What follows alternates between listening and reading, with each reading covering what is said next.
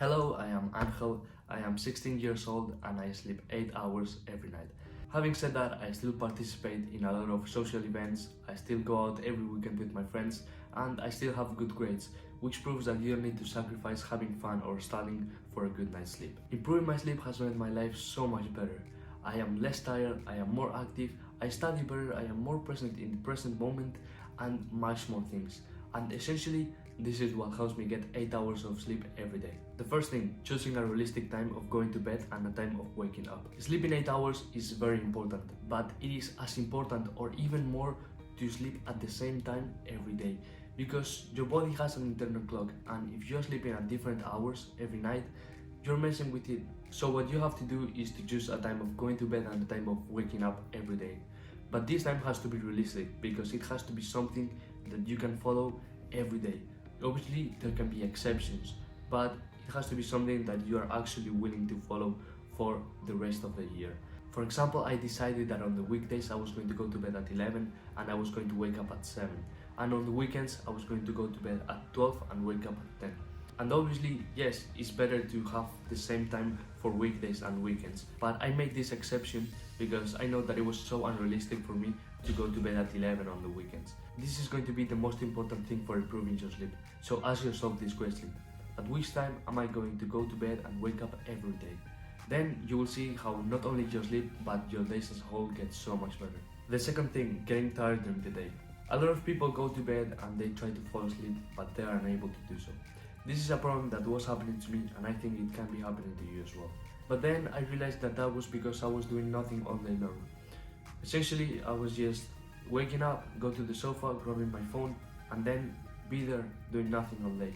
Obviously, my body is not going to want to go to sleep. He hasn't done anything. He doesn't feel the need to go to sleep. So then, when I tried to go to bed and try to fall asleep, that didn't happen. And it's not going to happen to you if you're doing the same. So essentially what you have to do is to do something to get tired during the day. However, it has to be clear that tiring your body is not necessarily doing physical exercise. It is just occupying your mind. And it can be anything, but the most important thing is that it is something productive and something that you enjoy. The third thing, do all you have to do during the day. This is very obvious, but it was also the biggest impediment I had when trying to fall asleep at 11 every day.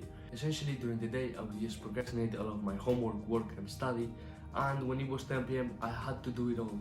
So obviously I wouldn't finish until like 1 p.m. or something like that. And the worst thing is that before 10 p.m. I was not doing nothing productive, but I was not even having fun with my friends. I was just on my phone or watching another episode of Netflix.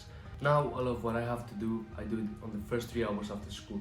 No Pomodoro or anything, I just sit on my desk and I know that I'm not walking out of there until I have finished everything. By the time I finish, it's around 6 or 7 p.m. and I actually have proper free time to enjoy with my friends, knowing that I have finished all of what I had to do that day, which also helps me disconnect and get ready for a good night's sleep. The fourth thing is winding down before going to bed. This is very simple. Before going to bed, do something that helps you disconnect from the outside world and helps you get ready for a good night's sleep. Some advice out there in YouTube recommends you to read for 30 minutes, but what I personally found is that as an IB student, I don't really have that much time. So what I do is very simple. I just have a night routine. What I do is I put my pajama, I brush my teeth, I wash my face, I moisturize it, and I go straight to bed. And that is the most important thing, that after the night routine, I go to bed. There's no, oh, after that I grab my phone, because then that is not useful at all. So essentially what you have to do is to choose something. It doesn't need to take a lot of time. My night routine takes 10 minutes, and do it every time before you go to bed.